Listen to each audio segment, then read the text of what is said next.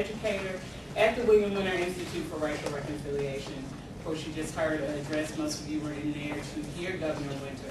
And so he spoke about and alluded to some of our ongoing initiatives, and so I'm going to add a little bit more meat to what you heard with him, and then also talk about some other things as well. I ask you to do this, and I ask people to do this in most of the presentations, because Mississippi, I'm a native Mississippian, and Mississippi has a really interesting reputation. And often that reputation is informed what you see in the media, assumptions of all kinds. But very rarely do I find, especially in certain gatherings, that's informed by any real experience with the state. So I always ask people what they think about the state or what their idea is before I get started talking. And I do that because there will be some things I say that probably fit in with the stereotypes, perceptions that you have about the state of Mississippi, and there will be some things I say that will rock your world, that will shatter your mind because you thought it was this way. And in part that has nothing to do necessarily with you, but it's the way in which the state has been portrayed. Now, also I will say this, I probably will call the University of Mississippi Ole Miss a lot because that's its short abbreviated little nickname that it's had for well over 100 years. So if I say Ole Miss, I know the governor said it as well. My purview at the Institute includes documentary services of all kinds, education and outreach to schools, as well as museums and heritage tourism. Many of the initiatives that we're going to discuss today are very much kind of interrelated and linked. In part, it's really hard to separate some of our programs, and you'll probably notice that as you have an opportunity to read through the Wellspring, the publication that I left in your seats. I do bring you greetings on behalf of Dr. Susan Glisson, who is our executive director and off doing something. I think in New Orleans. It's hard to keep up with us. We're all shuffling around. We're quite a decentralized office. But she was very excited that we would be here with you today. I'm going to go ahead and get started. By this point in time, I know there are some people who have joined us, but by this time, hopefully you've written down the word or short descriptive phrase that first comes to your mind when you hear the word Mississippi. So we can get on with the presentation.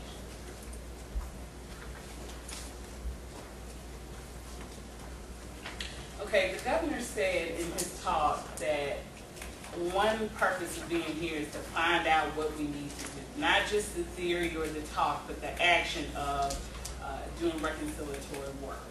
And my presentation about the Mississippi Truth Project and its related initiatives will tell you about how we have approached doing the actual work in the state of Mississippi.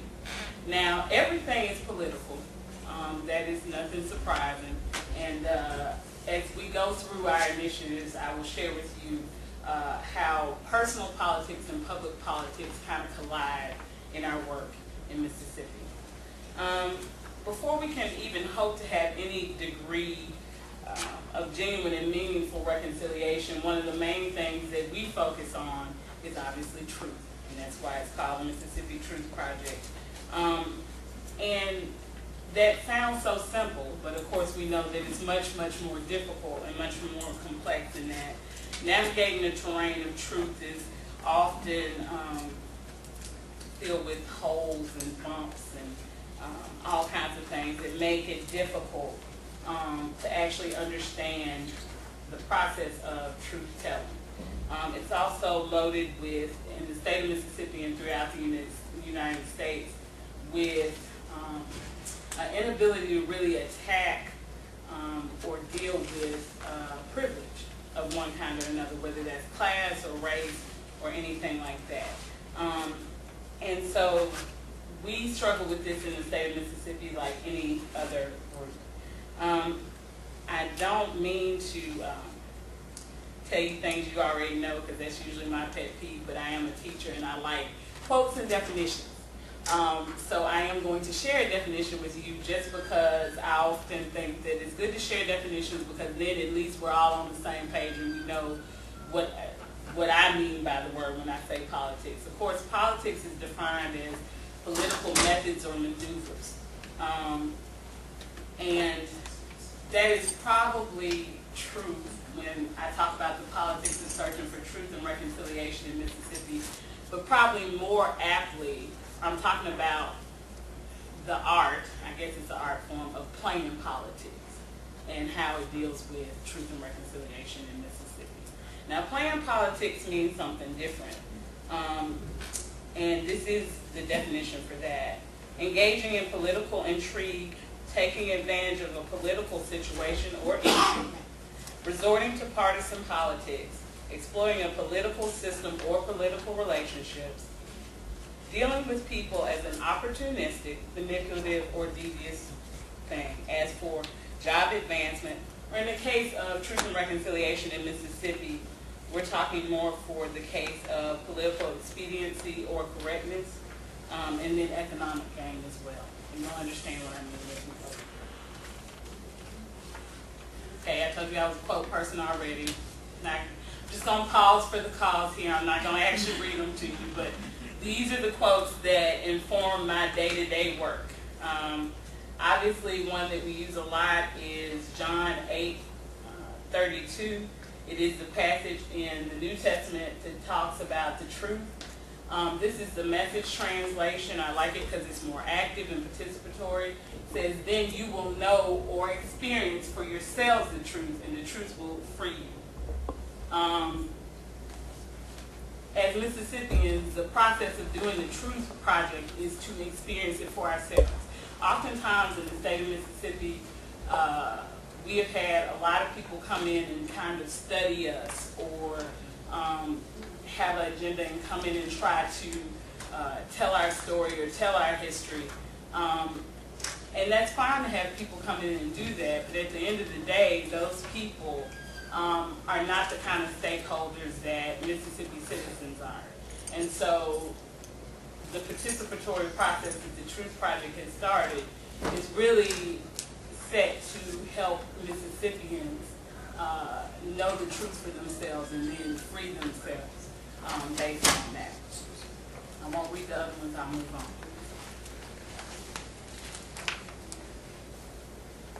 on. The William Winter Institute and the work of the Institute is interesting for a number of reasons. I didn't know how much of the history Governor Winter was going to share, so this slide is really unnecessary. But at the same time, this is kind of how it happened. And actually, Ole Miss was the only Deep South form as well. That's something I don't think I heard him mention. It was a very large form, but it was also the only Deep South form. And because it went so well, they did go on and create the Institute in 1999. We are oftentimes asked to use different political strategies. Anytime I tell people or go somewhere, I often tell people I work at the William Winter Institute, to be honest with you. I kind of leave out the rest of that. And the reason why I leave out the rest of that is not because I'm ashamed of the work we do. I'm very proud of it. But for racial reconciliation, you think reconciliation would be something people really wanted to happen, thought of as a positive thing. It's not. If you say you work at the William Winter Institute, then, you know, it's like, oh, she works at the Institute. And you probably get a better response. And that's not just in the state of Mississippi. That's in a lot of different places. The history of reconciliation in our particular context in Mississippi, but also in the nation, is kind of filled with stops and starts, aborted attempts, or what Patricia Williams has called, who's a race theorist and legal scholar, premature community. And premature community is a concept that she came up with to describe when people think they have done the work but have not really done the reconciliation. It's premature.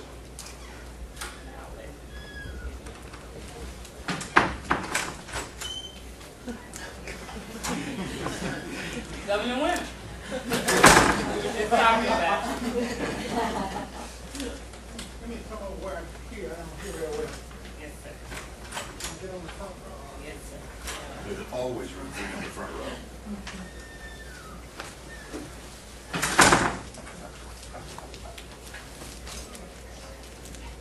This is the mission of the William Winter Institute. Again, I'm not going to read it to you, but it is there. These are some of the core values. I think I'm hearing.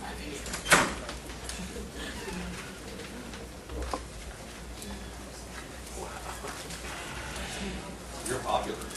It seems so.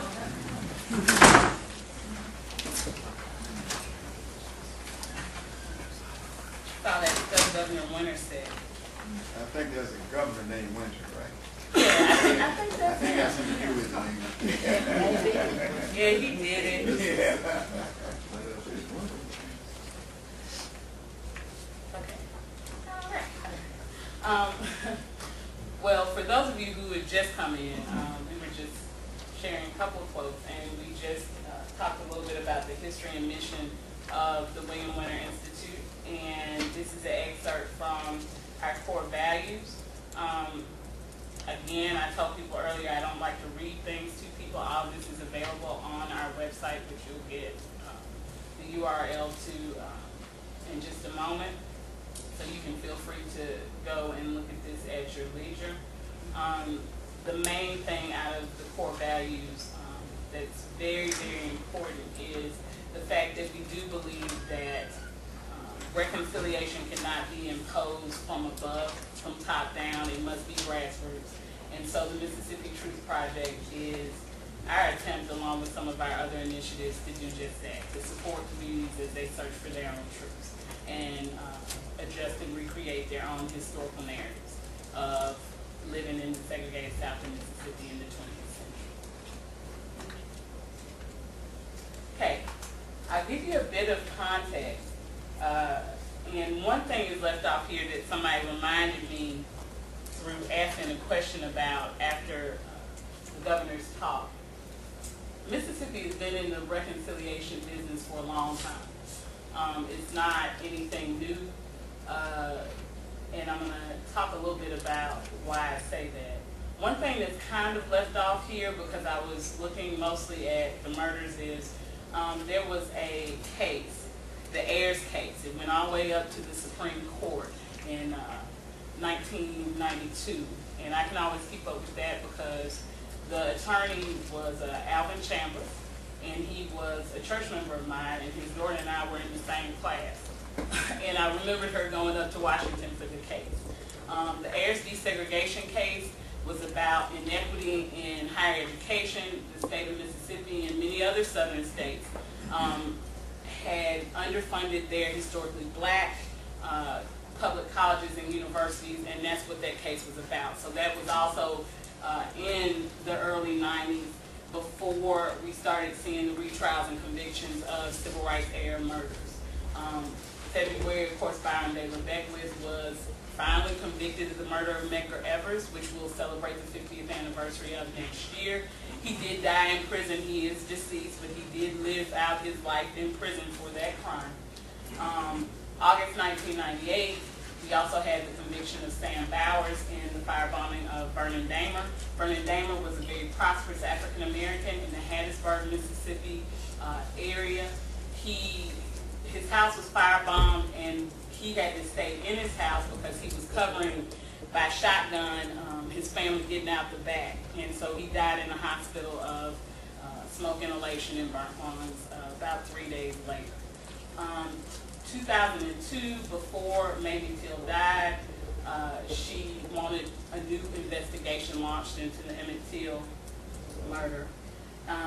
In June 2005, we have one of the things that Governor Winter alluded to, which was the murders in Philadelphia, Mississippi, and Neshoba County, and we did have a conviction in June 2005 of Edgar Ray killing, and the Winter Institute was instrumental in that. In 2002, we celebrated the Open Doors commemoration. There's now a big bronze statue to James Meredith, and they put that there on the 40th anniversary of his integration. Of course, this year we celebrate the 50th anniversary of that integration. Last year in May, we had the 50th anniversary of the Freedom Riders and of, shockingly enough, an official apology from Governor Barber and the Mississippi Department of Corrections.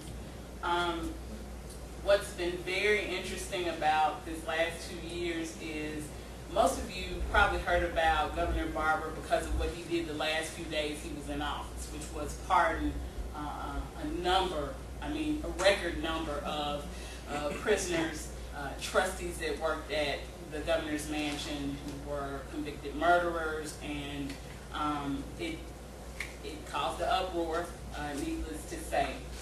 Those pardons do stand. They did go through the process and they were upheld, so those people are still out. But all while he was doing that, there were some other things amiss. After he said that he would not run for president, he started doing a lot of good deeds insofar as racial reconciliation that scared a number of us because we did not know. I won't tell you my pet name for Governor Barber, it's inappropriate. We did not know what was going on, and that included things like helping to push through the funding for the new Civil Rights Museum and new Mississippi History Museum. This public apology, I was in the room, it actually did happen. And you know, all kinds of things. So it was just very strange last year into this year's last year on. We also, due to the need for economic growth, especially in the area of tourism, the Mississippi Department of Archives and History and the Mississippi Development Authority has started the Mississippi Freedom Trail. We already had a blues trail and a country music trail, and so now, along with the new Civil Rights Museum, we'll have, or do have, a Mississippi Freedom Trail. Okay, many of you probably hadn't really looked at the state of Mississippi on a map before, so I want to talk about current ongoing initiatives, but I also want to give you some geographic context for the state. We have split the state, which has 82 counties, into 5 regions, and you'll notice North Mississippi is Region 1. Somebody was here yesterday that had just come through Tupelo, which is over in Lee County. And Oxford is in Lafayette County, right there, smack dab. So this portion right here, I know you're from Walls, right, Dr. McElroy? I am.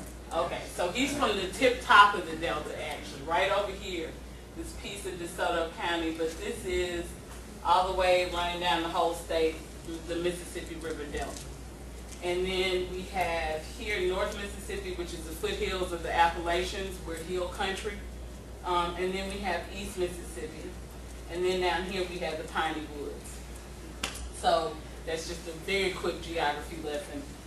But it is very important to understand regions in Mississippi because we're not all the Mississippi Delta, even though that's usually what is also portrayed in the state as it's talked about. We have 3 ongoing initiatives. The first one, and I think the governor alluded to this too, the Mississippi Senate Bill 2718, the Civil Rights Education Bill, was passed in 2006. That's also available online and on our website if you want to look at it. Shockingly enough, for some of you, Mississippi has a very progressive, even prior to the Senate bill, social science education curriculum framework. Always has had for a long time. In fact, I was at a conference at Harvard and they had looked at Oregon and they looked at Mississippi and they were confused. They thought, surely what I'm looking at, this progressive must be from Oregon because it can't be from Mississippi. But on paper, we're as progressive as they come.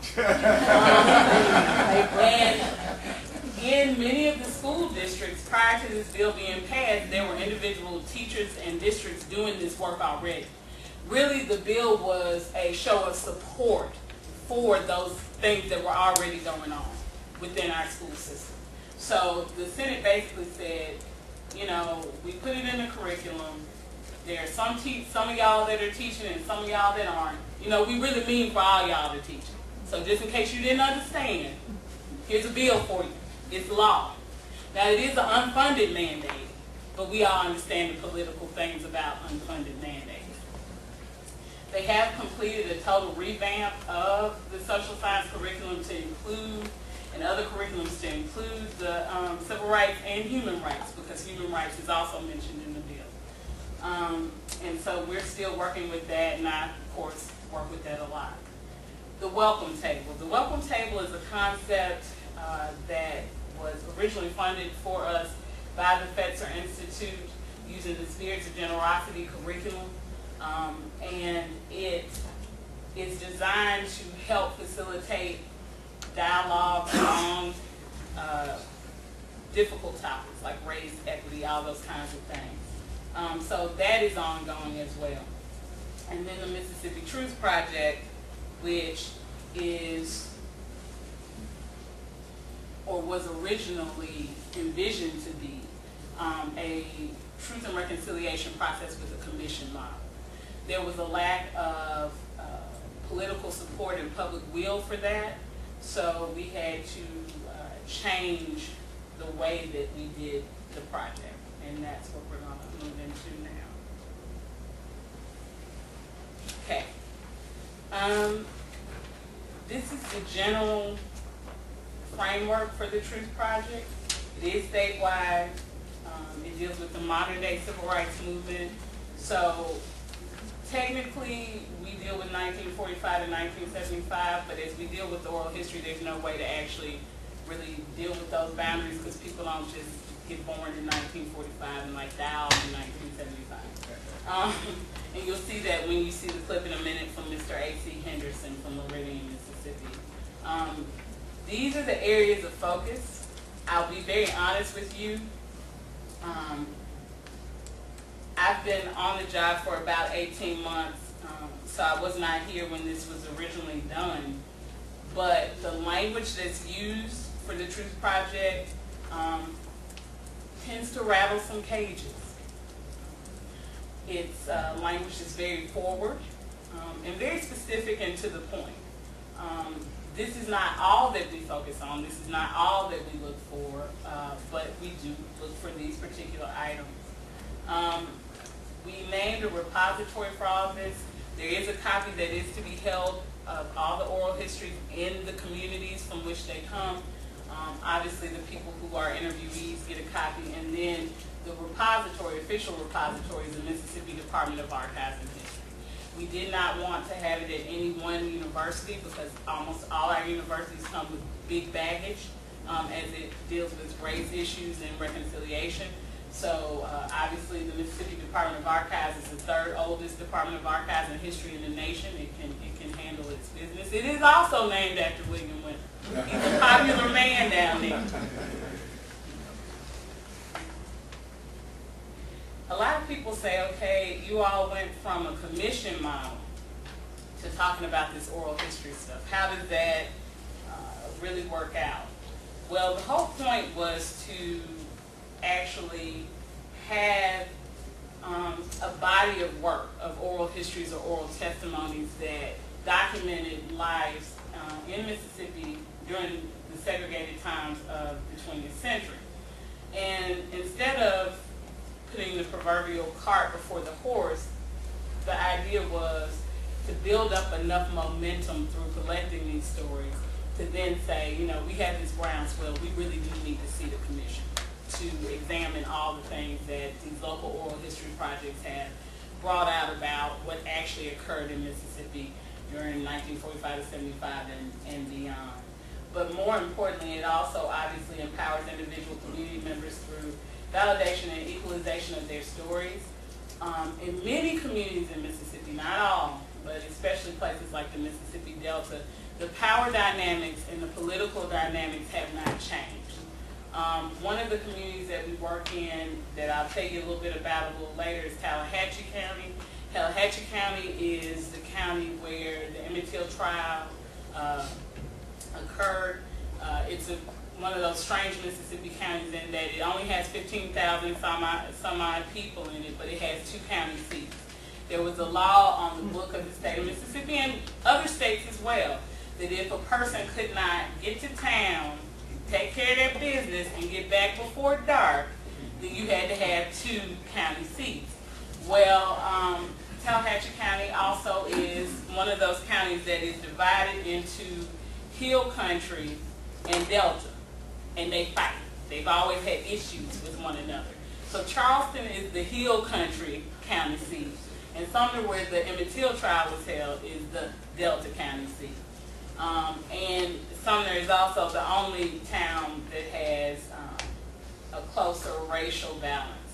But anyway, I say that because the same people who held power at the time of the death of Emmett Till are the same people who hold power now. So they had to actually sue in the 90s to get, even though it's a majority black county, I want to say, I actually have that written down here. The 2010 census tally was 56% non-Hispanic white.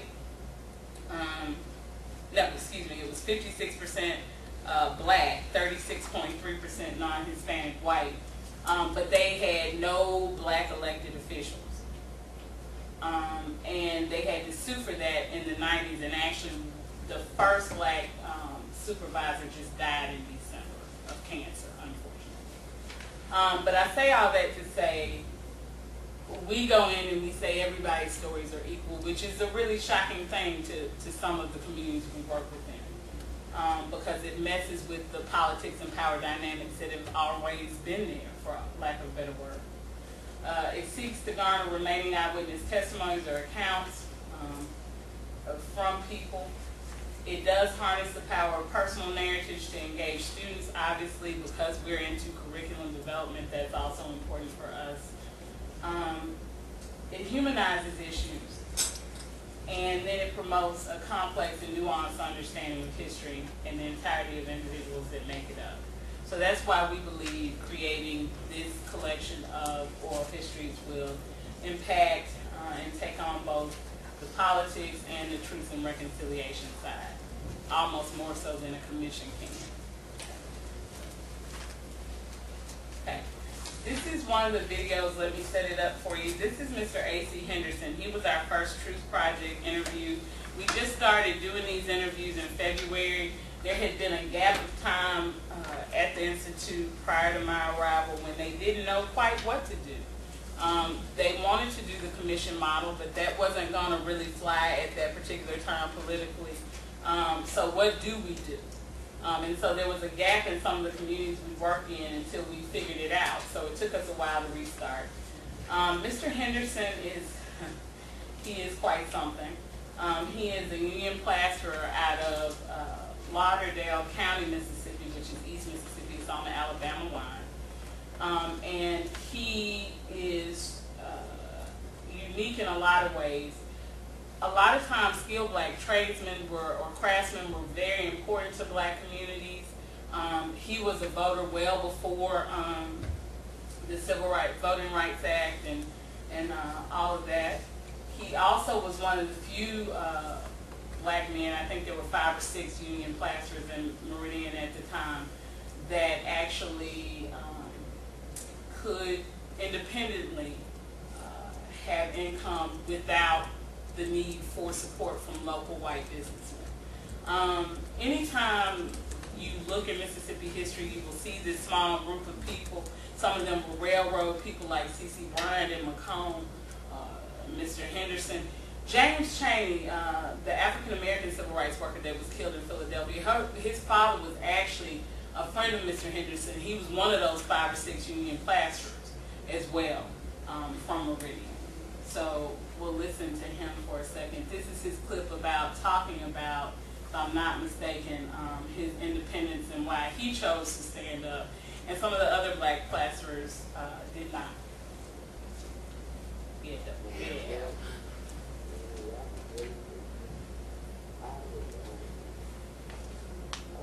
They were union plasters, and they chose not to. Why that was? Well, I really don't know. But the reason I got involved, I had children, you know what I mean? And I wanted better for them. So that's why I got involved. And my children were involved too. They were boycotted downtown, along with me. But they didn't boycott it when they did still because they were in school.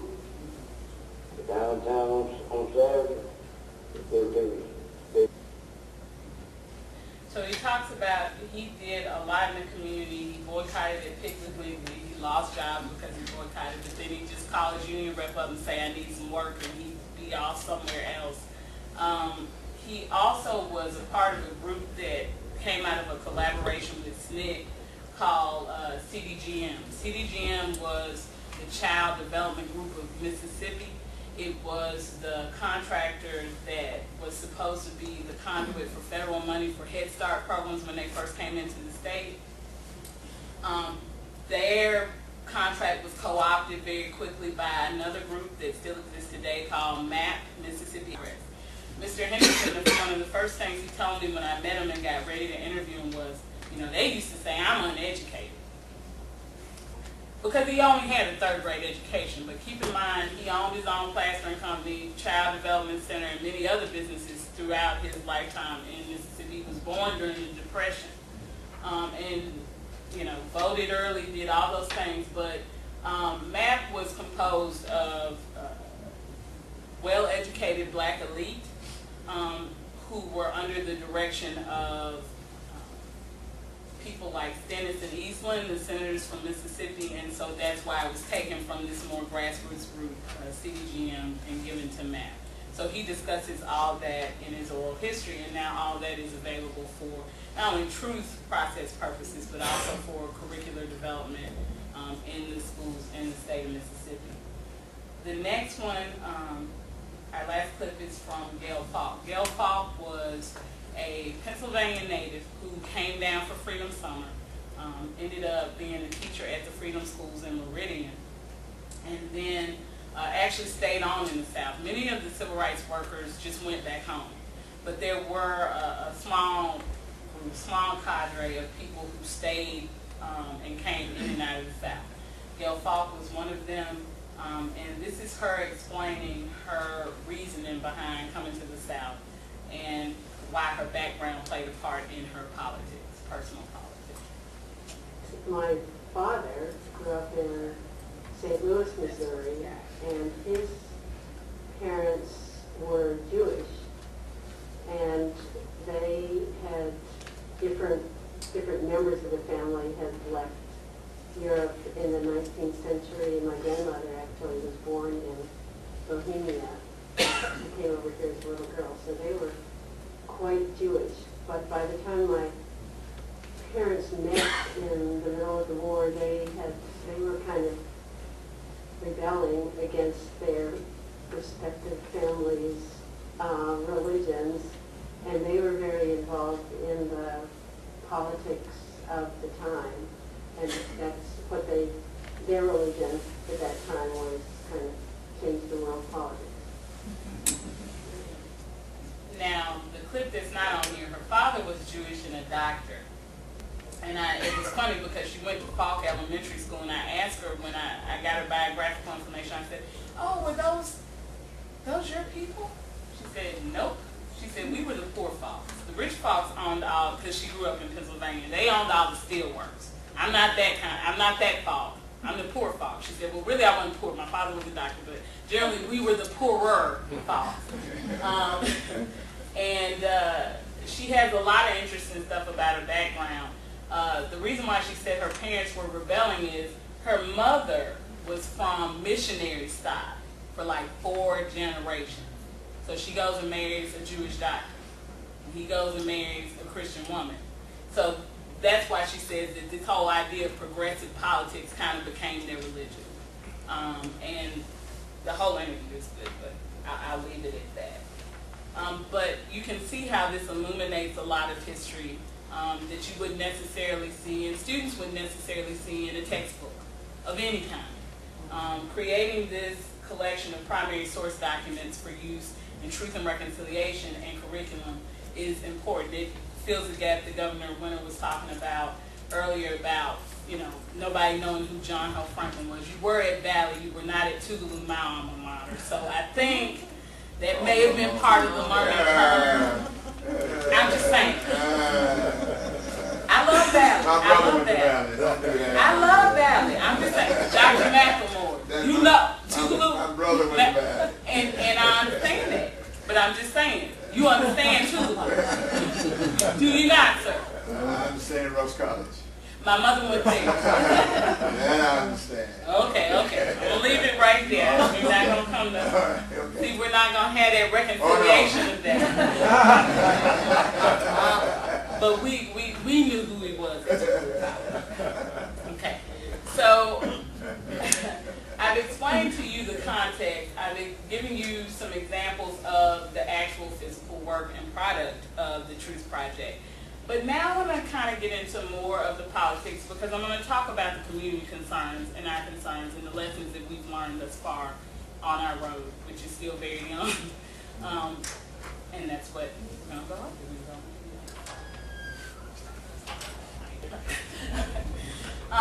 There are a lot of community concerns, obviously. Mississippi is a unique state in a lot of ways. It is the blackest state in the union at 37% African American population, but we also have large amounts of Latinos. We have a variety of Asian groups, including people like the Mississippi Chinese, who that's what we call them, Mississippi Chinese. They've been in the state since the late 1800s. In fact, one of the cases that set precedent for Brown v. Board of Education came out of Mississippi in the 1920s from one of the Mississippi Chinese community members who didn't know where to send his daughter. He went to enroll his child, who was 9, at the white school, and they let him enroll his child, but then when she showed up, within about a week or so after the school, they said she couldn't go. He said, well, where else do I send my child? Well, you send her over to the colored school. It's like, well, my child, where is my child supposed to go? So Mississippi's been dealing with these issues for a long time now. In the case of the Mississippi Truth Project, one of the biggest things that we've come in contact with is obviously trust.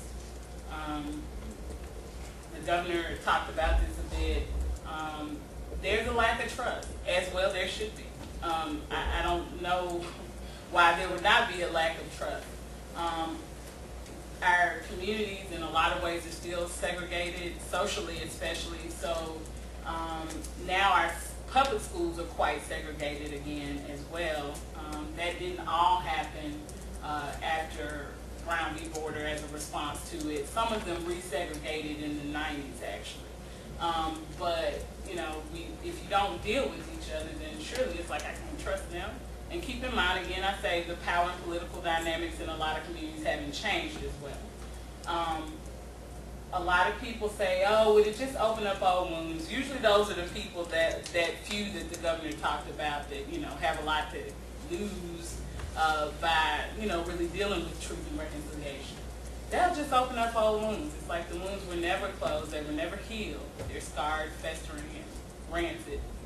So, and then, are they really serious? You know, there's that lack of trust. Also, in this age of people being just more litigious, literary and intellectual property rights are important. Who's going to have control over and profit from my story? Mississippi is very accustomed to people coming in, you know, treating us like some kind of archaeological dig, coming in telling the communities they're going to do this, and then you don't see them again, and then the next time you see their name is attached to some great book that you assume has sold thousands of copies, and hold on, my aunt said something for that book, and she ain't heard from that person since. So there's a lot of that kind of anxiety related to literary and intellectual property rights, and also because if it's at the state archives, which is why we put it at the archive versus the particular universities, it's like, I don't want Ole Miss having control over my stuff. I don't trust those people. I've never trusted them. I don't want USM having that. I don't want Mississippi State having that. I don't trust them. I'm touching everybody's toes today. But that's the whole thing. There is still fear of repercussions and vulnerability in some of our communities because those power dynamics haven't changed. Somebody may still be your landlord, and you may really be concerned about telling business that has something to do with them, or just the full truth of what you know based on that. So therefore, will people have a problem with you doing this? Apathy. Like I said, Mississippi's been tilled over on this issue so long. It's like, this is just another thing. Been there, done that. Didn't change a thing. I don't see the need. Timeliness. A lot of communities are saying to us, we want to talk about the history. We're glad that we finally get an opportunity to share our perspective on Mississippi in the 20th century. But what about what's happening now? How do we tie in that history to our present? And we find all these kinds of community concerns, but we know that we have to face them. I know I told y'all earlier I like quotes, so just bear with me. This one was by Charles Pierce, The Bomb That Didn't Go Off. And I think that's actually apt for the work that we do in Mississippi. A lot of people talk about, Macomb was the bombing capital and Freedom Summer. Everybody thinks the bomb in Mississippi has gone off. Everybody thinks the bombs throughout America have gone off, but they really haven't gone off. They really haven't gone off, and not fully. And they're sitting there kind of dormant, waiting to either be diffused or to really blow up. And this is a quote that I thought emphasized that. The fuse is buried. It is buried in denial and obfuscation and euphemism. It's buried in the questions we don't ask and in the answers we don't want to hear. It's buried, but it still burns, and occasionally it finds its tinder. Many people who are concerned about trust issues and digging up old stuff don't want to find that tinder. They know it's ready to explode. And we see that every time we turn on the news. We believe, we always want to think that we're more progressive and our society is better than it is or at another point. But all we need to do is turn on the news, and then we hear about Mr. Anderson in Jackson, Mississippi, that was run over, hate crime. Just some drunk kids out of the suburbs in Rankin County came and ran him over with a truck. He was just going out to his car at a hotel.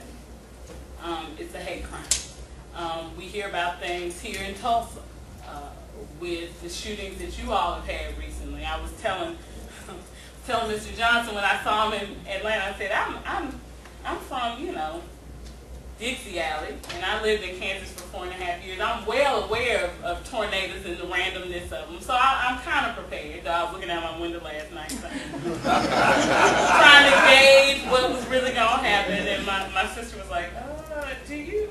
It's going to be all right. But, I said, tornadoes I know, but what's this thing about y'all shooting people randomly on street corners, in Tulsa? And that kind of thing. Or Trayvon Martin, it doesn't matter. We think we're at a point that we're not, and something reminds us. And there's a whole bunch of politics that go along with that. But what it does remind us is that we really have to, when we say we're about truth and reconciliation, we really have to be about that. And what I mean is, we don't want premature community, like Patricia Williams talks about. The Greensboro, North Carolina Truth and Reconciliation Commission published a very small pamphlet at the end. I mean, they published a full commission report, but they published a small pamphlet that they entitled Lessons Learned. And one of the biggest warnings in that Lessons Learned pamphlet was that there are really two roads or two types of truth and reconciliation. And I'm going to butcher it, but I'll try to be the best paraphraser I can. One is the type of truth and reconciliation that actually addresses concerns, gives voice to the voiceless, and allows the process to move forward to a more equitable society. The other type of truth and reconciliation is the one that upholds the status quo, is only skin deep, very shallow, and will subjugate again and subvert real truth and reconciliation for the sake of peace. And I do put that in quotes because there's no peace, there's no justice, there's no peace. So we are always mindful to be the first type or first path of truth and reconciliation as we deal with the Truth Project and our other initiatives.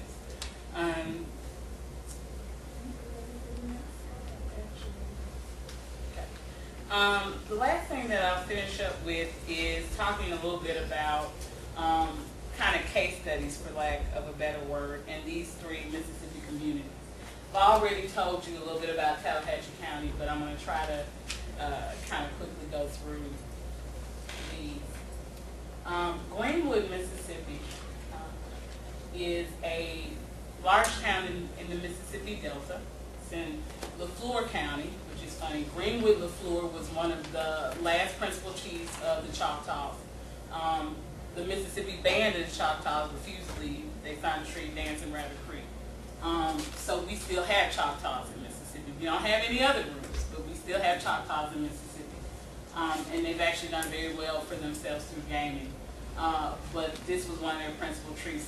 So the county is Leflore and Greenwood is its county seat. You'll also know a little bit about Greenwood, Mississippi, even though you might not know that you do. How many of you watched the movie The Help last year when it came out? Okay. The vast majority of The Help was filmed in Greenwood. All of the shots that you saw of the African American community were filmed in Greenwood in an area called Baptist-town. It's across the river. The Tallahatchie River runs through Greenwood, and that's how the races were divided. Blacks lived on one side of the river, whites lived on another side of the river. And that is Baptist-town, its poor parts as it is today. That's not 1950, that's as it is today. And many of the well-to-do citizens in Greenwood were very happy that The Help was filmed there. They're filming The Help here. And I thought to myself, have you thought about what that says about your community, about the inequity? You're happy a film got filmed here, but do you? Okay, maybe it's just me because I work at the William Winter Institute. I think about these matters way too much, so it's just me. So that's why it says help me, y'all, because I need a little help after really thinking about that. Also, there's another film that was made throughout the state of Mississippi, but filmed largely in Greenwood and Hattiesburg in 1965. And actually, you can still see this on YouTube. It's called Mississippi: A Self-Portrait. It's an hour-long documentary that was shown one time on NBC and then never seen again.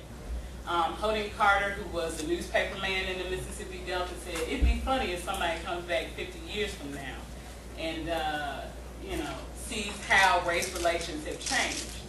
And actually, the filmmaker's still alive. Of course, he's in his 90s in California, but his son is doing that. I was interviewed as a part of the documentary, and the screening of the film in Greenwood was kind of put, or should be, or is going to be put in that documentary too. But the prevailing personal politic is my daddy was a good man. And what that means is, even though my father participated, as did everybody, in a very segregated system, even though my father did not believe that African Americans were his equal, he was a good man. That's what you get a lot from Greenwood in that particular community. And we have a welcome table group there called The Bridge. And they're kind of at the crossroads now as to where to go, because they're trying to deal with privilege. They're trying to deal with privilege and how that can inhibit the truth-telling and truth and reconciliation process. The second place, I told you a little bit about Tallahatchie County, but what I didn't tell you that has a lot to do with the politics, Tallahatchie County is a majority black county. However, the large landowners are still majority white. And after Well, we helped them to create the Emmett Till Memorial Commission, which is like a truth and reconciliation. It's a reconciliatory process. It's not a truth and reconciliation commission. But the reason why there was an issue, or part of the politics of this, is Tallahatchie County is majority black. They still only have 2 black supervisors. Those were the seats that were won by litigation. And they still have a majority of white supervisors. The Delta Sumner County seat, their courthouse was falling into disrepair, the courthouse where the actual case took place. And it was about to be condemned. So the large landowners said, how can we, best get this paid for? Because obviously if you're the largest taxpayer, you're going to have to foot the bill for this condemned building.